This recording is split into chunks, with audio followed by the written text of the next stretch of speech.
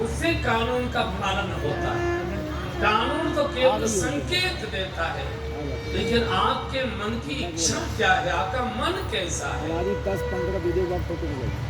तो भगवान को लगा कि कहीं 19-20 बात हो जाए, कहीं जनक जी को हार्ट अटैक वगैरह हो जाए, सब धरी तामतें भी बिगड़ जाएंगी।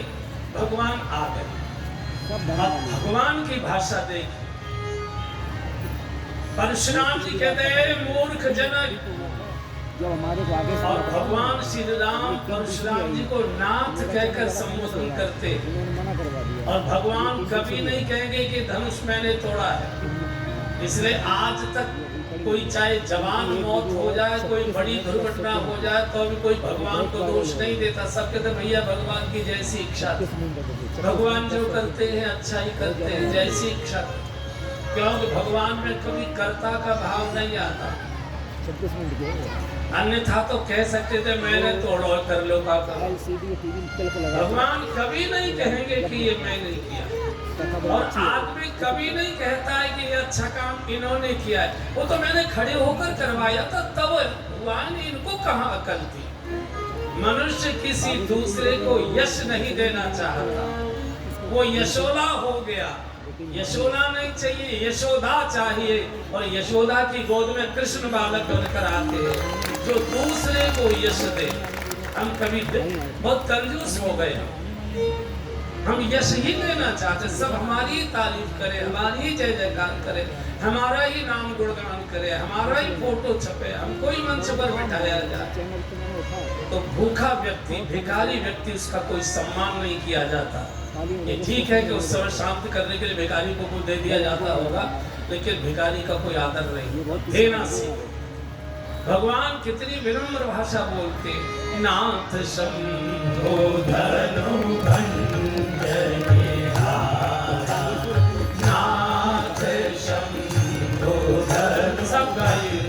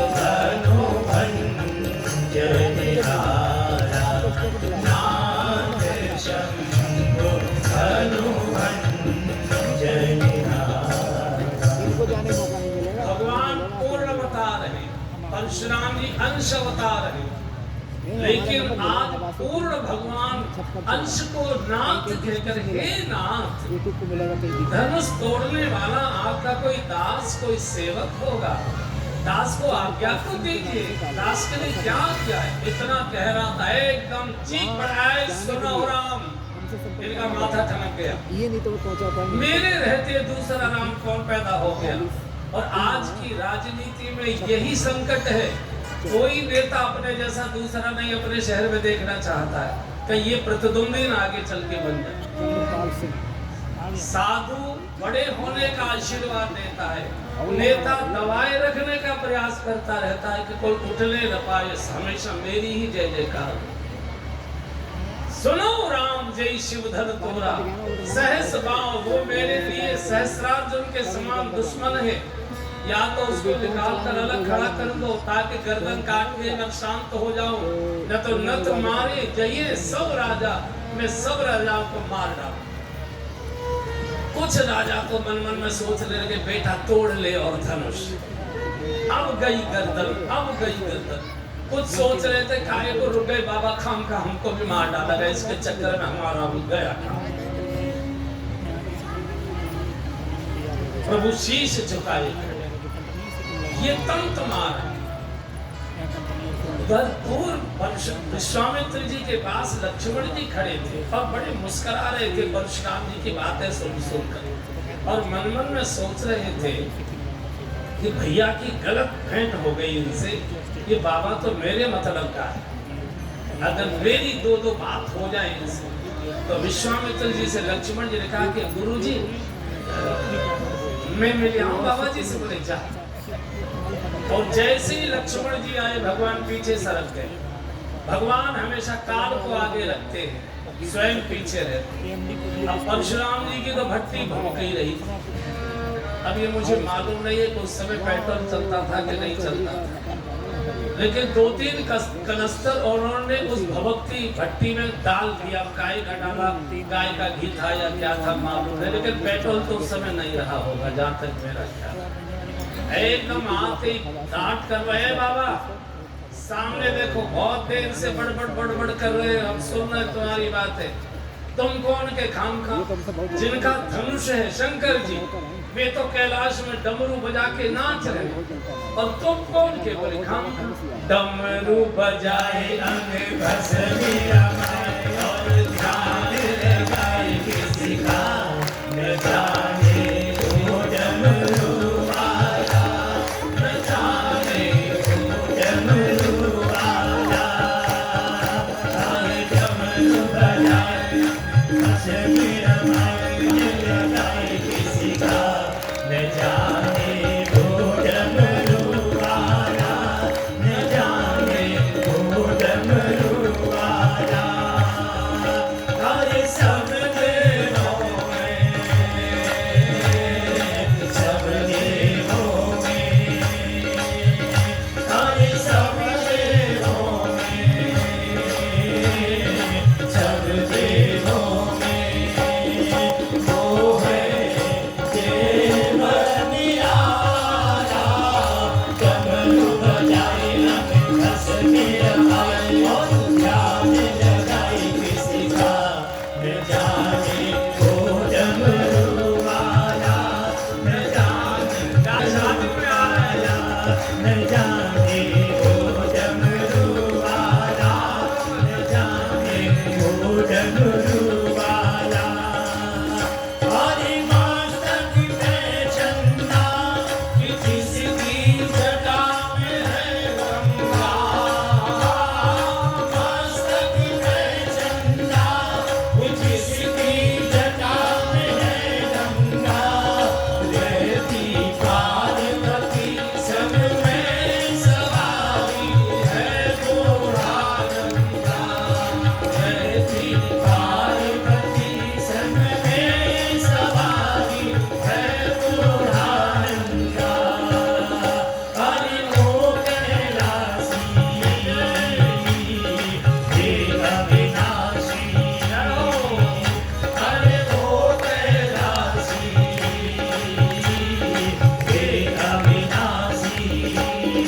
कहने सरे पाँव की माला, डमरू बजाए अंग भस्मी रमाए, और ध्यान लगाए किसी का न जाने वो डमरू वाला, न जाने वो डमरू वाला, न जाने वो डमरू वाला, न जाने वो डमरू वाला।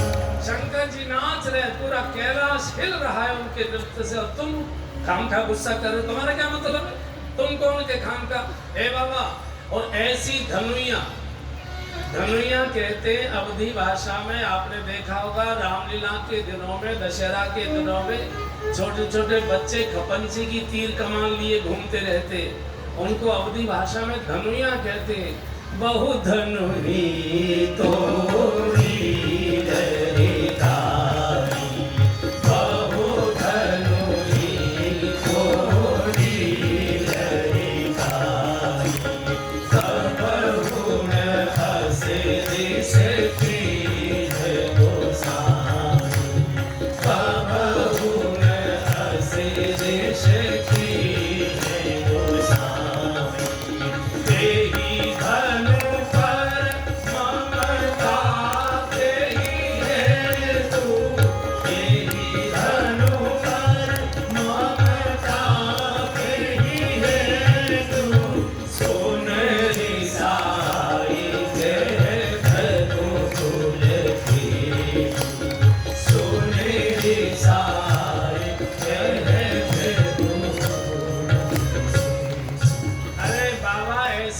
धनुइयां तो हमने बचपन में जब कितनी तोड़ डाली थी, उस समय तो आपने कभी गुस्सा नहीं की, कभी आपको रिस नहीं आई। यही धन पर ममता के हेतु इस पुराने धनुष पर आपकी क्यों ममता है?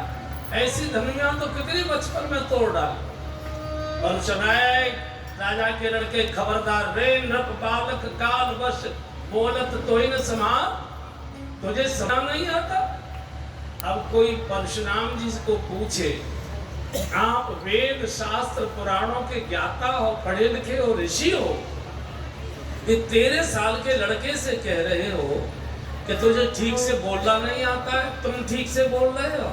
ऐ मूर्ख जनक, मार डालूंगा, छोड़ूंगा नहीं, ऐसा है वैसा है। इसलिए निवेदन है मेरा व्यासपीठ से, बच्चों को सुधारने की बातें कृपया बोलना बंद कर दीजिए। आप बिगड़ने से बचे रहिए, बच्चे अपने आप सुधर जाएंगे, कुछ करने की जरूरत नहीं। खुद तो झूमते आ रहे हो और लड़के को कह रहे हो कि तंबाकू बहुत चबाता है।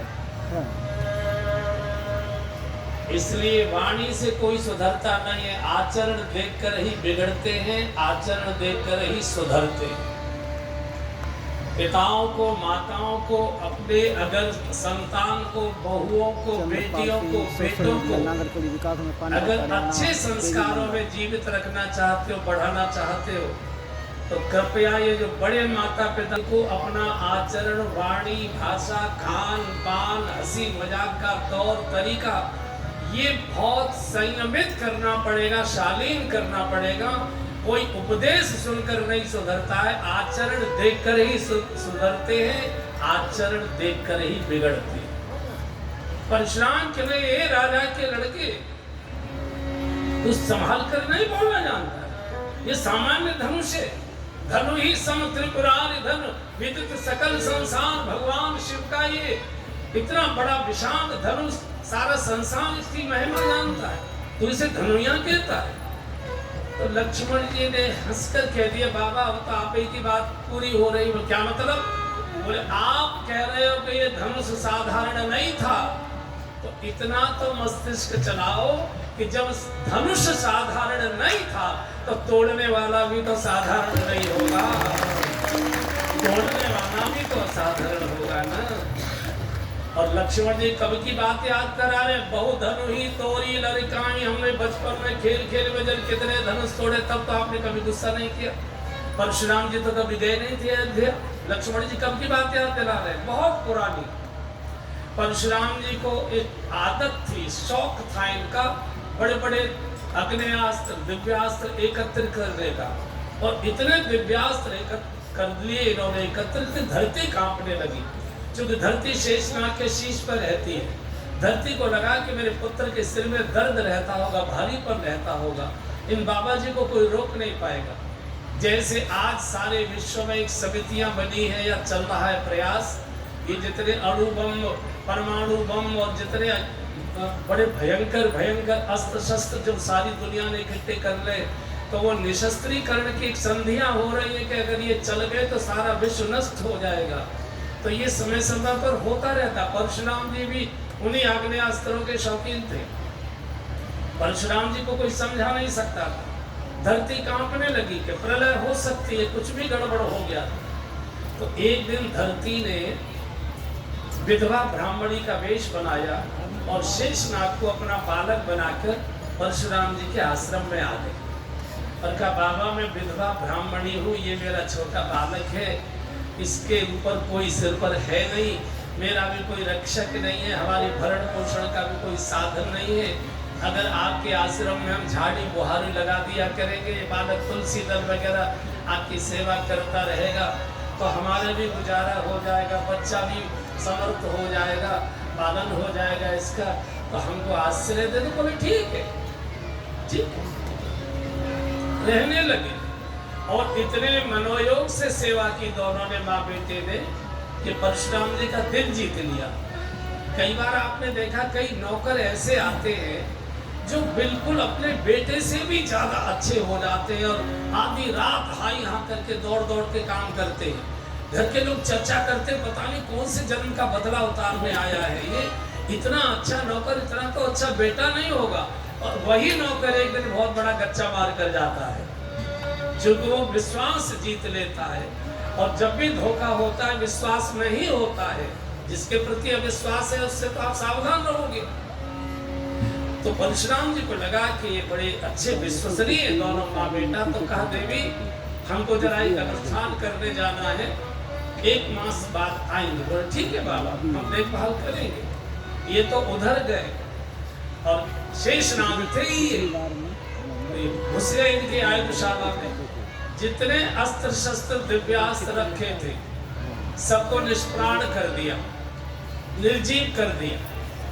सबके मंत्र इनको मालूम थे। उसमें ये पिनाक भी रखा हुआ था शंकर जी का, शेषनाग ने वो छोड़ दिया। उनको मालूम था इससे आगे भगवान की शादी होगी। जब परशुराम जी लौटकर आए और अपनी आयुधशाला में एक दिन घूमने गए तो देखा सारे जितने अस्त्र शस्त्र दिव्यास्त्र सब निष्प्राण पड़े, निस्तेज पड़े। इनका तो कोई मंत्र नहीं जानता, ये निष्प्राण कैसे हो गए।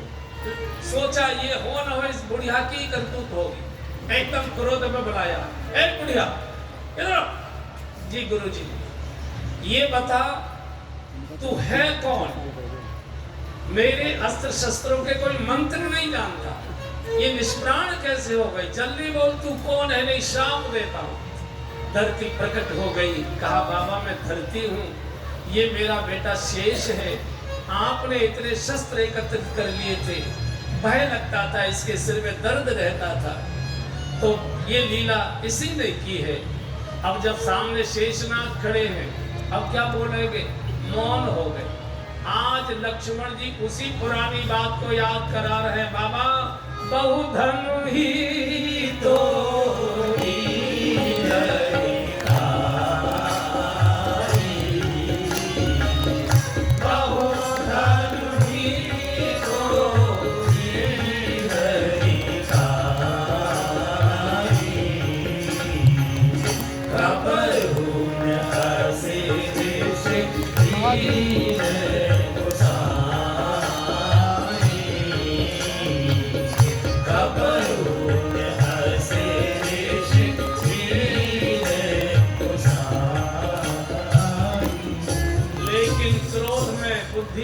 और विवेक के द्वार नहीं खुल पा रहे, एकदम चीख पड़े, मरना चाहता है। लक्ष्मण जी ने कहा कि यहाँ भी कोई छुई मुई की, यहाँ कुम्हड़ बतिया